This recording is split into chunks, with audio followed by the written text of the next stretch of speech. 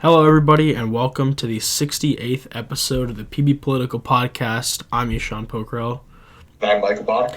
And we're finally in it. We're finally in an election season. And we kicked it off yesterday with the GOP Iowa Caucuses, the first in the nation nominating contest. I can't say primary because it's not a primary. And we had really four major candidates going at it. We had Donald Trump, obviously the former president, Florida Governor Ron DeSantis, former UN Ambassador Nikki Haley, and entrepreneur Vivek Ramaswamy, with a couple, Asa Hutchinson, a former governor of Arkansas, in the back. So a lot of anticipation going into this one. I guess most importantly, how would Trump fare in his first election since the 2020 election, the presidential election? How would he be able to turn out support? And the answer is very effectively. President Trump wins the Iowa caucuses. It was called, 30 minutes into the election? Like, people were still probably voting by the time it was called.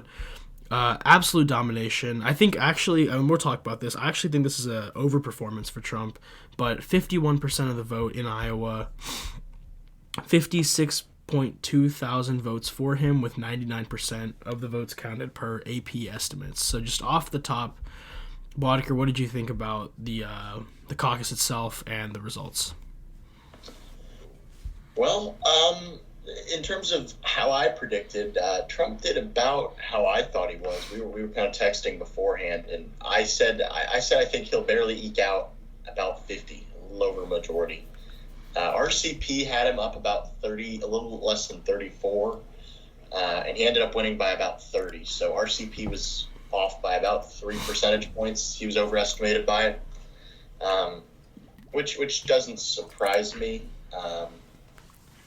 I think I would, looking at this, I think Trafalgar Group actually had probably the most accurate poll. It was the one, obviously, that dropped right before the election, but they had Trump at 52, Haley and DeSantis at 19, Vivek at 7, Asa Hutchinson at 1. Excuse me. That's pretty much how it shook out.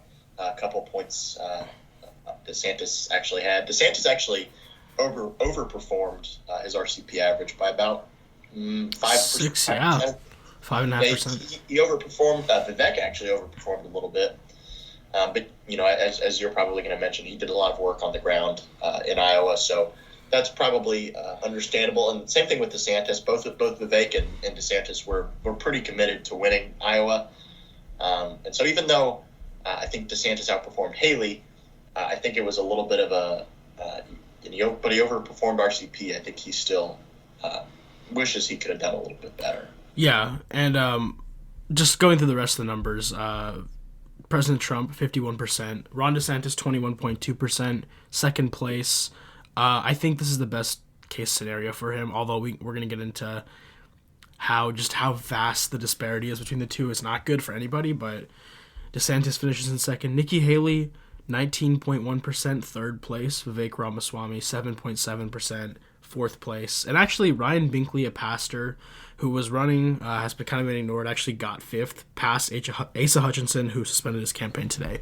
I think, so the biggest thing, I think, for me, just like looking at the map, the electoral dominance of Trump, it just shows that, Trump didn't have to.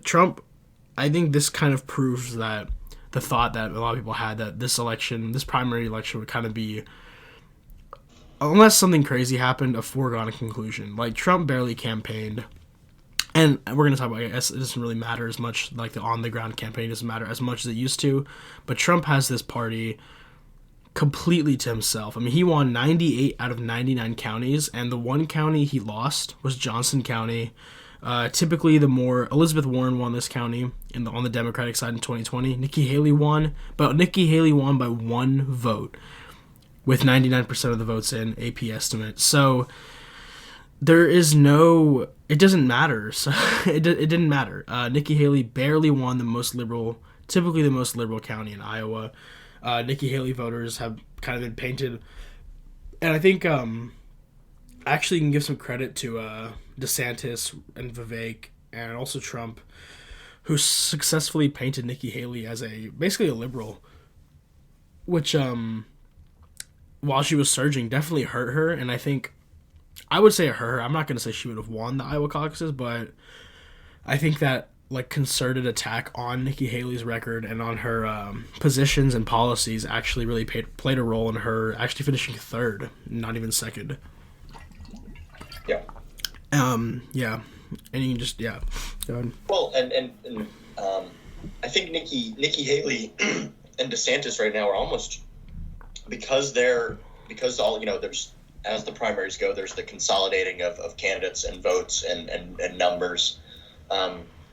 I think for the anti-Trump wing, I think there's going to have to be a choice between Haley or DeSantis very soon, because I think not that it's starting to be a problem, but like if you look at Iowa, Haley and DeSantis combined for about 40% of the Republican turnout, at least in Iowa.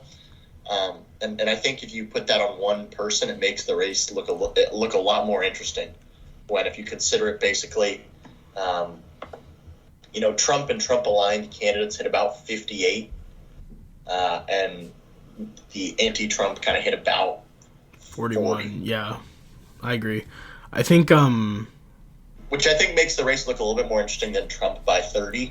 I think like the Trump Trump candidates and the non-Trump, like the Trump candidates won by about 18%, which makes like New Hampshire going forward look a lot more interesting too. Because if you look at New Hampshire polling, Trump is he's polling about 43.5 right now in New Hampshire. Haley's at almost 30 in New Hampshire, and Christie was polling at 11.3, and now his campaign is gone. I assume Christie supporters go to Haley, right? I would assume so. I don't think they're as blocked, but like I think they will end up. The majority will likely go Haley if you're gonna go like that never Trump route. And there's a lot more of those Republicans, many more independent Republicans, you would say, I guess, in New Hampshire. Yeah. So yeah, New Hampshire, and yeah, we can just go ahead and get into New Hampshire. Then we'll go ahead. Well, let's finish up the Iowa talk real quick. There's a couple things I just want to go through, so we just keep this blocked off. But I just want to go over Trump's dominance in Iowa. Obviously, there's 99 counties in Iowa. He won 98, but he actually improved his vote share in just about every county, including by almost 35 points in about half of the counties across the state. A lot of this was the rural corners of the state, when you have the border of South Dakota on one side, then you have the border, I think it's Minnesota on the other side. I don't know. So like a lot of the rural areas of the state, which most of Iowa is rural, to be fair, but they went heavy for Trump. They came out. The weather, I guess, did play an impact considering the turnout was decreased, but it didn't matter. I think enthusiasm definitely played a part. Haley's polling famously, I don't know if we covered it here, but Haley, her last poll from the Des Moines Register, of her supporters, only 9% said they were extremely enthusiastic to caucus for her. I'm sure that played a part in her, I guess you would say, underperformance, although I think she did well considering she was never really favored to compete in Iowa, but I think she did a good job of staying in the race. And yeah, Trump just dominated 65 and older. Trump, in counties with more people 65 or older, his share of the vote went up 35%. Even in college graduates, places with more college graduates per capita, his vote share went up 25%. So Trump just really won every demographic. Also median income, higher median incomes, an increase of 28%. So I think Trump just really consolidated the party, at least in Iowa, and I don't think there's any reason to think that this won't continue in South Carolina, in Florida, and so on Super Tuesday, whatever. And the last part about Iowa, Vivek Ramaswamy yesterday drops out of the race, or suspends his campaign, which I guess is a little different in theory, although I don't think he will be coming back. I guess the only way he comes back would be if Trump gets disqualified by the Supreme Court. I would assume that would be why he suspended it, and not although I don't know, is that just verbiage? Do you think it matters if you suspend it or drop out? I think a suspension is just about as good as a dropping out. The most famous case of suspending a campaign and then bringing it back, our buddy Ross Perot. Yeah. And look what that did to his numbers. I think there's not a decent chance that Ross Perot could have been president had he not suspended his campaign. But Ross Perot was certainly making huge waves and then suspended his campaign. And when he brought it back, it was never the same. He still got like 20% of the vote. Yeah. But suspending his campaign was the worst mistake he could have made. Yeah, he massively overperformed his I guess we'll talk about this election next, actually, but he massively overperformed his last polling. Like, his polling was, like, in the single digits, the high single digits. He went to 19 to 20% in the actual election, which is fascinating. But, yeah, I think, no, I don't think Vivek will be back. I just kind of found that a little interesting because people have been suspending campaigns, and then, like, I don't know. But he's out. He endorsed President Trump. I think that, I guess... I mean, like, he needed the overperformance, obviously, and I think he did overperform in the sense that he was polling around, like, 6%, got to 8%. Sure, he won some delegates. That's an overperformance. But also, it's also a little sad considering just, like, the actual, like, campaigning aspect. He went to, like, every county twice. So he did a double Grassley, which is a big deal in Iowa, or used to be a big deal in Iowa. And he was just everywhere on the ground, and it didn't really translate. I mean, maybe it translated to a little bit of an overperformance, but it didn't translate in the way that he was obviously hoping to see it materialize. And it's a little unfortunate that I guess this race is just there's definitely a school of thought where you could say that like any primary can just be held on the same day now because like you're going to get pretty consistent results because everything's so nationalized. The electorate has become much more nationalized than than it used to be. Because like obviously going to Iowa has a different issue set, which is still true, but people aren't voting. It seems people aren't voting on the same issue set that they really interact with day to day as much as they used to, because of the presence of like media, like mass social media and earned media, whatever. So a little unfortunate for Vivek. Go ahead, sorry. No, I was just going to say that I think that Iowa is much more of a Trumpy area than somewhere like New Hampshire, like looking forward. But also then you go to like Nevada. Nevada is much more of a Trumpy, MAGA kind of area. Even though Nevada is a swing state, I would say that the average Nevada Republican is more not more conservative, because I wouldn't like necessarily describe Trump's movement like that simply, but I think they're much more. I don't know a good way to describe it. Like they're much more Trump oriented than New Hampshire voters. They're much, and obviously we know that like the Northeast is more liberal. It just is. Northeastern Republicans are more liberal than like our hometown Alabama Republicans, and that's fair. They're different regions. They have different needs. Like Charlie Baker, or even like Chris Sununu, or the governor of Vermont, Scott, Larry Hogan too, a couple years ago. Larry Hogan, governor of Maryland. Like the Republicans in the Northeast are just different than the Iowa Republicans, and we're going to see that going toward to New Hampshire. Yeah. But Trump, like Iowa, he should have done well in Iowa. I think that like he had to have for his own sake, like with rural voters, and the fact that Iowa went from voting for Barack Obama to now being unquestionably a Republican state. Yeah. Let me take a moment and clown myself for my predictions for this primary. I thought Trump was gonna. So I don't know what. I actually figured we would see an underperformance from President Trump, and I thought he would be under the 50% threshold. This is partly because I thought Vivek would have a bigger night. Maybe I definitely overestimated the retail politics side of his campaigning. I actually had Trump in like the 40s to the 45-ish range. And then there was a drop off. I had Haley, Vivek, and DeSantis all hovering around like the 10 to 15%. And I actually thought DeSantis would drop out because of a poor performance, which I think if he had gotten third, like a distant third or fourth, I mean, he absolutely would have dropped out. That didn't happen, obviously, so unlucky for me for that one. But yeah, let's go ahead and go to New Hampshire, where, like you said, this is a completely different electorate. New Hampshire in general, I think voters are interesting because in New Hampshire, you can just vote. It's an open primary, so you can vote. On the day, you can vote if you're a Democrat, if you're an independent, you can vote in the Republican primary. I think that definitely gives people, like, I mean, I'm not even going to say that gives Nikki Haley advantage, even though in Iowa it definitely would have if that had materialized. I think Trump actually benefits a lot from that too, honestly. Like independents who see like a performance in Iowa from President Trump, I think I would still classify this as a success for him. He broke 50%. He probably would have been like 57, 58 if Vivek hadn't existed, I guess, because like those voters will most likely, the vast majority would go to President Trump, and now I think they will. So I guess if you're looking at the RCP data here, you have, in theory, Trump is at 44-ish, right? Haley's at 29, Christie's at 11, Christie's gone, DeSantis is at 7.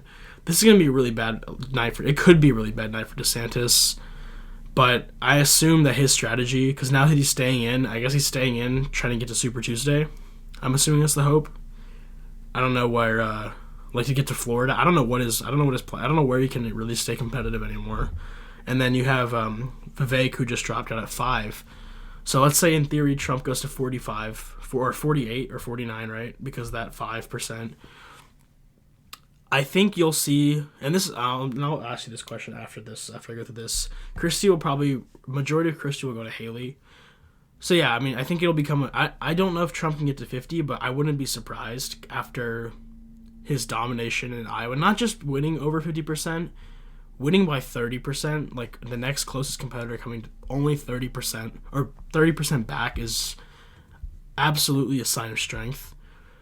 And I think that's just going to push him over the edge. And I think this primary is over. I was a little hesitant to call it over until we saw Iowa, but now that I saw how Iowa shook out, and most importantly how there's like a real lack of direction on the anti-Trump side, because there's definitely a world where you could have maybe a competitive non-Trump candidate, but it's not this one because like the split is very palpable.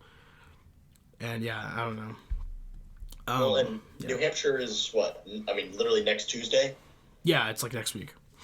Like, I think that I really do think that like if DeSantis doesn't do well, and I don't know what we probably both have different definitions of what well in New Hampshire is. But I really think that if he doesn't crack like 15% in New Hampshire, I think he's toast. Yeah. And I don't think he will crack 15, by the way. And so I think he is toast already. Not that he would stay in to spite Nikki Haley, but like the longer DeSantis stays in, I think the worse it is for Nikki Haley, if that makes any sense. Yeah, and I think New Hampshire, I'm not sure, but I think New Hampshire they have proportional represent. I mean, it's all about delegates, right? At the primary level, about how many delegates you win. And let me go through that real quick. Actually, President Trump won 20 delegates last night. DeSantis won 9, Haley won 8, and Vivek won 3. So Trump is ahead on the delegate count. You need like 1,200 or something to win the Republican nomination. I think New Hampshire does have a proportional delegation route. So how they do it is like you have 10 if you win the state at large, and then you get like there's 6 that are split between the congressional districts. So if you win a congressional district or you do well, they'll split those up to like 3-3, and then there's also 3 from the party if they choose. I guess the winner gets those, and there's 3 bonuses. So I don't know how those work out, but there are 16 delegates you can win. There's 6 delegates you can win even if you aren't the winner of the election. So DeSantis will have to absolutely overperform and stay in the hunt for those. I think, and this is what I was going to ask you. I've seen a lot of contention, or a lot of like, I guess, hope maybe for some people around like, oh, DeSantis is going to drop out and join Haley's ticket, or oh, the other way around, Haley will drop out and join DeSantis' ticket. My question, I guess, I don't think I think that's stupid. Just from like the way, I don't think it's gonna happen. I mean, it could happen. We saw Biden and Harris get together, right? So, but the question is, for me, at least to you, is like, do you think the supporters would actually like? Do you think DeSantis supporters would go to Haley? Because I think DeSantis supporters would just default to Trump. Like, I don't know where that argument comes from at an electoral level. I don't know. I think, like, you're right. Like, I think DeSantis definitely is the Trump wing. But I don't know. Like, I feel like to a certain extent, I almost feel like some would go to Haley because if you're on the Trump wing, why wouldn't you just vote for Trump? Well, it's the same with Vivek, though. I mean, like, Vivek's... That's true. Yeah, that's my question, because, like, I actually had someone, like, a Democratic operative, I guess you could say, text me last night. He was like, yeah, the only way Trump's losing is if it's a Haley DeSantis ticket or whatever. And, like, I just don't see how supporters of DeSantis would ever switch to Haley when Haley's been painted pretty successfully, I would say. I think you would agree as basically like a liberal Republican. I mean, I think, well, not even just like as a liberal Republican, but like as a more like a Bush pro-war hawk, like one of those people, which that Republican Party isn't anymore. I mean, like not necessarily. Like I mean, Trump killed the George Bush Party, for better or for worse, and I think they've done a good job of doing that. So I don't know why there would ever be a scenario. I mean, maybe they'll do like they could team up. I just don't think the support will come. Like, yeah, I don't think they will. I honestly think. I think an interesting running mate for Nikki Haley would be like Tim Scott. Maybe, but like I like is unfortunate as it was for Tim Scott that his presidential ticket wasn't particularly successful. I think Tim Scott is a vice presidential candidate. We've talked about this probably for like 3 or 4 years at this point. Yeah. It doesn't get much better in a VP candidate than Tim Scott. He's super likable. He doesn't necessarily have to have the spotlight on him all the time. Everybody seems like I don't think anyone like looks at Tim Scott and he's like, oh, this is an awful guy. Yeah, I think Tim Scott would actually win in a landslide president. I think he'd be a great president, just like from like a. Yeah. He'd be like he has that Obama-esque quality of like his calming, like his like charisma is there. I think everybody agrees with that. He was very shiny on the last debate stage he was on. That was kind of weird. He's super shiny in the Reagan Library. Going into South Carolina. Okay, so like, what do you, let's put some predictions on for New Hampshire. What do you think's gonna happen next week in the first in the nation primary? So let's see. Trump's at 43.5 right now. Haley's at 29. I would say probably 8% of Christie goes to Haley. So I think she's probably somewhere about 37 right now. Trump's probably at about somewhere between 48 to 50. So 48 to 50. Haley's probably at about 40, and I think DeSantis cleans up the last 8 to 10.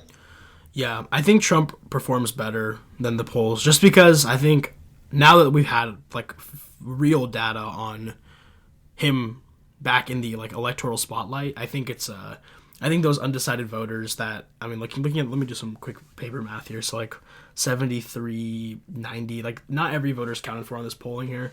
There's some like undecideds. They're going to go Trump. I think they're just going to be like, okay, he's going to win. And we liked him 4 years ago. We'll like him now or whatever. So I think Trump will push over 50 again. I think he'll get to 52. He'll actually do better than Iowa just because of that. Undecideds will go ahead and break for him. And I just think Vivek's endorsement, which will help his like 5, 6, 7% move over. And I just think Trump's, the momentum's starting now. And DeSantis, I don't know. I think Haley will get to like 35-ish. I think DeSantis will get the rest. But DeSantis, I mean, I don't even know what his strategy is at this point because there's no state that looks favorable to him looking at the calendar. Because you have South Carolina after that. Then you have Nevada. DeSantis is at 11% in South Carolina. Haley's at 22%. There's just no... I just don't see who... I don't know where DeSantis wins. Like, what do you think his plan is? To hold out till Super Tuesday?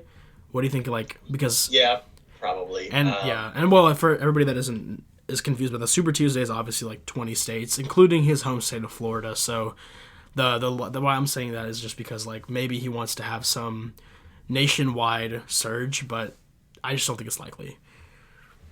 Well, and, like, I just don't see where the votes are for him. I mean, if you look even in South Carolina, Nikki Haley's home state, by the way, Trump's at about 52, Haley's at about 22, DeSantis is polling at 11, and Christie's polling at 3.5 in South Carolina. You assume most of Christie goes to Haley again. 25 for Haley then, yeah.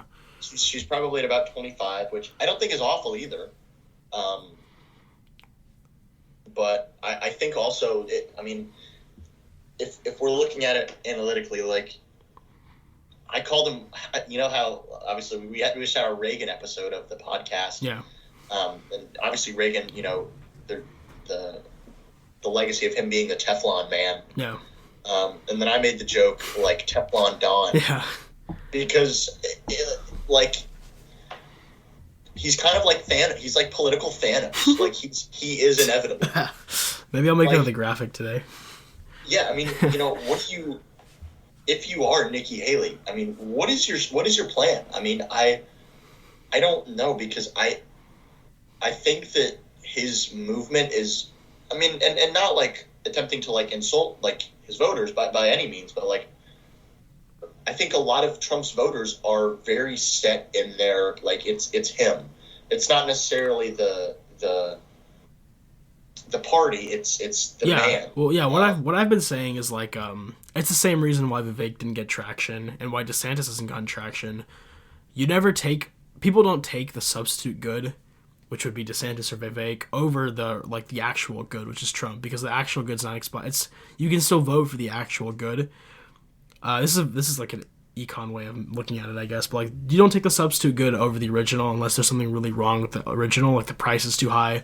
Obviously, there's nothing wrong with that. Like Trump's still on the ballot, and unless he's not on the ballot, which I guess is a possibility, then there's no real oxygen for a Vivek or a DeSantis or, I mean, whoever else was running at the time to take that space. And I think that's just all it comes down to. I mean, 52% in South Carolina is just I mean, now, like, let's say Vivek, like, that's 55 in South Carolina. And I think it's probably going to be higher. I mean, like, I just don't see, I don't know. I mean, and I don't even think Haley can, the only hope Haley could have would be taking this to the convention, trying to, like, stay competitive throughout the country, take it to the convention. But then you look at, like, polls, like, the random polls that they do in, like, Louisiana or something, Trump's at, like, 70%. It's like, okay, like, Tennessee, Trump's probably, like, 70%. Alabama, Trump will probably win, like, 80% of the vote in Alabama. He's probably, that's probably his most popular state. Alabama, like, they love him down here. So I don't know where the oxygen comes, and I think, I mean, I'm not even going to say that, like, these candidates should drop out, because I don't think it's, like, I mean, they can do whatever they want. There's no point, but I still think there's a point in continuing to campaign, because I just don't see where. Now, I guess I will say, if there's somehow a shock in New Hampshire, like, if, let's say Nikki Haley wins New Hampshire with, like, let's say Nikki Haley, Nikki Hampshire wins New Haley, because and let's say DeSantis overperforms. Let's say it's like a thing where we have Trump 40, I don't know, Trump 40, Haley like 43 or something because of her Christie votes, and then DeSantis like comes in and overperforms. Let's say his overperformance leads to Trump decreasing his ability. Then do we have a race? What do you think after that? I think it's interesting because I think a lot of the anti-Trump faction of the GOP was DeSantis for a long time, like with their money and their machine. I think that's starting to shift to Haley. It's starting to kick into gear because I think, like you said, DeSantis doesn't have any oxygen. I mean, his fire just got done, and I think that was probably summed up when the man in Iowa gave him the participation trophy. Yeah, I forgot about that. That was so funny. Hilarious. That was funny. But I that's probably the figurative end of his campaign. So I think that maybe because I think the anti-Trump faction is powerful, regardless, in the party. They still have there's a lot of money there. There's a lot of the Bush wing, although dead, is not although politically dead, they're not like factionally dead within their own party. They can they still have. There are still plenty of those like neoconservative Republicans that, because they don't like Trump, they're willing to throw a bunch of their money at Nikki Haley. I will say one thing about Haley that I completely forgot to mention. She does have the endorsement of the Koch brothers, who, again, this is kind of insidery, but they're like a big political arm, conservative arm. But the big thing about that is that not really who endorsed her. It's more that like the organization the Koch brothers have is very, like, the whole organization is very, the campaign like apparatus they have, especially in New Hampshire, is going to be huge. And you can kind of see it in the RCP average, looking at like when she was endorsed in like late November, I believe. You can start seeing the December poll. She's in like 18.6. She starts climbing rapidly, 20s in December, going into like not necessarily the 30s, but she's almost at 30, right? Going into the primary itself. So that's definitely going to play a big part in like, and that plays more of a part in like ways like getting people to the polls or letting people know there's election. Not necessarily even like saying, oh, hey, vote for Haley, but kind of in soft ways, like being like, okay, make sure you come out to vote. we're working for Nikki Haley, we're trying to get you to go vote, whatever, you know? So I think that's going to be a big... I don't think... No, okay, personally, I don't think it's going to push her over the edge, like I said. But I think that will play a large part in her ability to maybe stay competitive going to South Carolina. I mean, I don't think she's going to win any primaries, even her home state. And again, if you lose your home state, typically you drop out. Marco Rubio did that when he got destroyed by Chris Christie and then by Trump in the primary itself. That's, I guess, the most famous recent example. But yeah, so that's just, that's right, kind of where I see the race right now. I don't even think there's a point talking about Nevada. Nevada, Trump is 6. The last poll in Nevada, Trump had 73%. I mean, yeah, I think that, I don't know. I still think that they're, depending on what happens with the trial stuff and whatever, that I really think Nikki Haley's probably the only one that will be able to, if Trump loses, it will be Haley. It won't be Christie, obviously. Won't be Vivek now, obviously. It's basically a 3-horse race, and one of the horses has no legs. Yeah, that's fair. That's a good way to put it, honestly. I think it's going to end up being Trump versus Haley.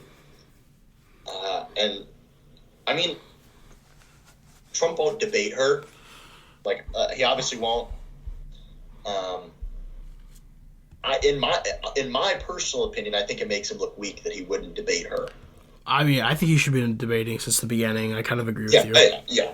The debates, regardless of their political content, when Trump's involved, they're hilarious. They're so much fun. Shout out Shane Gillis on that one. Trump debates, hilarious. But I will say, like, even, I guess it's smart, because, I mean, like, if you're up 70... Oh, and that's the thing, in Nevada, at least, Haley's not... They have a weird thing. They have a caucus and a primary. I don't know what's going on there. So Haley's not even on the ballot on the same one that Trump is. So, like, that's why if you look at this poll, there's Trump 73, DeSantis 8, Vivek 6, or Christie 4. Haley's not even listed because she's not on the ballot. It's, like, weird. So, like, if you're going into 3 straight states where if you get destroyed and if you lose in New Hampshire, then you get stomped in your own home state, then you go into Nevada where you're not even on the ballot, then it's over. I mean, it has to be over because that's momentum going to Super Tuesday. Then that's the other thing. No campaign has the infrastructure to compete across the country in every other state that Trump will have. Like, there's no campaign operation. I guarantee there's no campaign operation for Nikki Haley in Wyoming or Ron DeSantis in South Dakota or I don't know who's even still in the race. Or, like, let's say, like, Nikki Haley again, like, in Alabama. I guess there's some. And, like, those are states that people don't really think about because typically you don't get to that point. Because Trump, and that's, like, I guess that's kind of ironic that, like, Trump's sucked out the oxygen of the party. That, like, if you go 4 straight wins for him, it's over. I think that's what we're looking at, yeah. Haley's not going to win the South. She just won't. She might have a chance in Georgia. Just because Georgia's has changed a lot in the last decade, but South Carolina's gonna be big for her. I think she's gonna have to win a lot of the more liberal Republican states. So California, Washington, Oregon, the Northeast, Illinois. She's gonna have to win a lot of those races to prove that she can be the alternative. But also then. We've done this election before in history, like 1912. Yeah. The split between the conservatives and the liberals in the Republican Party, and obviously the liberals in the modern Republican Party are still more conservative, are going to be on average more conservative than than the Democratic Party. Typically, yeah. Probably even more than conservative Democrats in most cases. But that inter-party split, especially looking forward towards the general, could be kind of dangerous. Like, imagine if Nikki Haley does come out on top, right? If you're a Trump voter, it's probably close. Assuming Nikki Haley wins, it's probably close. I don't see any way she comes out on top here. So if she's close, there's going to be a lot of angry Trump voters, and I don't know if they would fight to back her. I don't think so. I don't think they would. Yeah, I don't think so. I think we'll see a point where if Trump's still able to be on the ballot, this is assuming, right? This is assuming that he's not kicked off the ballot because of the 14th Amendment issues that he might be having. Article coming this week about that, legal article from People Political. That'll be good. It won't be because of that. You're just saying that if she wins the nomination, I'm assuming it'll go to the convention at that point. It'll be a mess, broker convention, all of that. But yeah, if she's the nominee, there's no reason. I mean, like, Trump will absolutely run for like a third party. He'll just run for like the America First Party or something. Yeah, it'll be Trump, Biden, RFK, and Haley, and then it's like. And then, I mean, in theory, in that case, I mean, you would think it goes to the House, or you would think Biden wins, because Democrats just try to block together. Although, yeah, who knows? Honestly, Trump will definitely win. Trump will win like the states of Alabama. He'll win South Dakota, Wyoming, those like Idaho. He'll win those states. But then again, you also have like RFK, who is doing pretty well. We'll see how he does like the debates and stuff. I'm assuming he'll be at those as of now, at least. So yeah, you never know. Honestly, this could be and then also you could also consider that if Trump wins the nomination, there's that group No Labels. They kind of like try to work on bipartisan stuff in DC. They're kind of a PAC, or like sound like a lobbying group, I guess you could say. But they're getting on the ballot in a bunch of states. I think they're on 12 ballots right now. They're trying to get on ballots across the state to run their own ticket, which if that does happen, that'll be announced. I believe they said they'd be announcing that in the summer. And I mean, it's possible we get Nikki Haley to be the Nikki Haley and like Joe Manchin or something crazy to be the ticket from there, and that might not win electoral votes, but that's gonna definitely influence votes in like key places around the country. But yeah, I mean, there's just, I don't know, because everyone talks about, will it be Trump or will it be Biden next year? There's just, while it's weird, like while there's so much time left before the election, there's also so little time, like, because people are starting to vote now, like, unless you kind of just figure it all out, like, right now, like, you're not going to be able to get on the ballot in a lot of states, unless you're, like, super charismatic, unless it's, like, Michelle Obama, which Michelle Obama would be president next year if she literally had any mention of it. Yeah, if Michelle Obama wanted to be president, she would absolutely be the nominee. It's a fascinating time. But tying it all back to Iowa, I think the Republican side of things, I find it. I guess I'm a little late to the party because I was kind of hoping that there would be some contention going into like the calendar, but I think it's over. I think President Trump will be the next nominee for the Republican Party, barring, and of course this is the obvious caveat, barring anything from the Supreme Court, and I think that's in February, right? The decision, they're going to start debating the arguments of Colorado and Maine on whether President Trump is eligible to be president via the 14th Amendment, Clause 3, Section 3. If that clears him, if the Supreme Court clears him, I think expectation is that they will likely clear him. Mainly, I guess it would be because there's been no actual conviction of a crime as of now. So I think that they will clear him, but as of now, that's probably his trial starts like right before Super Tuesday, like the Monday before Super Tuesday, and then I guess I don't know how long a typical trial lasts. But... Well, so it's odd. So like, and let's not like dawdle too long. This is gonna be confusing for everybody. But if they remove him from the ballot, then the trial in a sense is meaningless, right? I don't know what's gonna happen. No one knows what's gonna happen. We're in very unprecedented times. Literally anything could be, like, any combination of what like possibilities is really possible, I think, which is a little concerning, I would say, just because there's so much uncertainty. But I mean, barring that, I think President Trump will be the next nominee for the Republican Party, and I think there's no reason to think otherwise at this point. But yeah, hey, we're gonna keep doing this. Hopefully, we'll get to do a New Hampshire episode next week. There might be something different from that one, and we'll come back with that one Wednesday, hopefully. And yeah, I mean, you have anything else to close us out with?